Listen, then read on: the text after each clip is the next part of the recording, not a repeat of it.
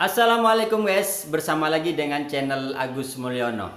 Ini pesan bagi mahasiswa yang akan wisuda.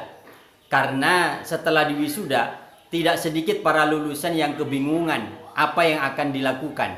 Ada yang tetap berada di kota di mana kampusnya berada, atau ada yang kembali ke tempat orang tuanya. Setelah diwisuda, merupakan masa transisi yang perlu mendapat perhatian, termasuk perhatian dari dirinya sendiri. Dari status mahasiswa menjadi status sarjana. Dari mendapat kiriman setiap bulan menjadi tidak dapat kiriman. Dari mendapat jatah pulsa bulanan menjadi tidak dapat. Dan lain-lain. Yang kadangkala tidak semua lulusan sukses menjalani masa transisi ini.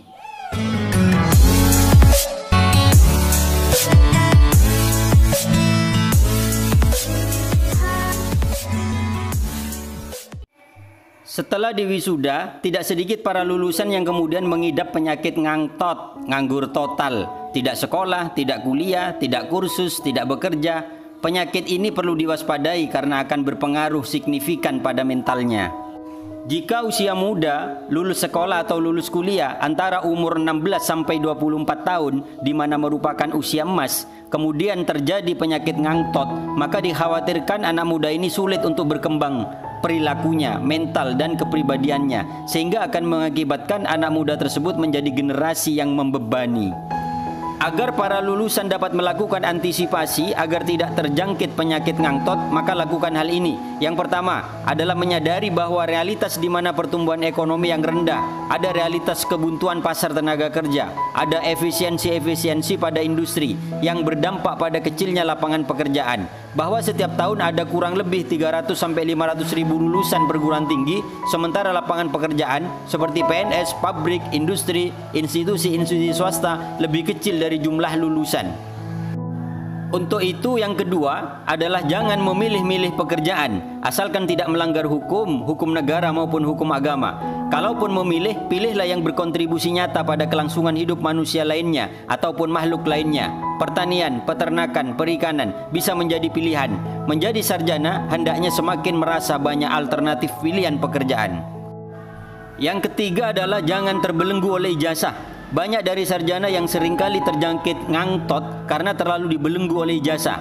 Mosok sarjana kerja ginian, mosok sarjana ngangun wedus, mosok sarjana kece neng ladang, mosok sarjana ambu teleke ayam, dan lain-lain. Sehingga kemudian tidak ada yang dikerjakan. Mulailah dengan pekerjaan apa saja, yang penting tidak melanggar hukum agama maupun hukum negara. Yang keempat adalah mengerjakan hal-hal kecil apa saja yang ada di depannya. Contoh sederhana, jika kembali ke rumah orang tua, ada cucian adik atau bapak yang berserakan, segera cuci.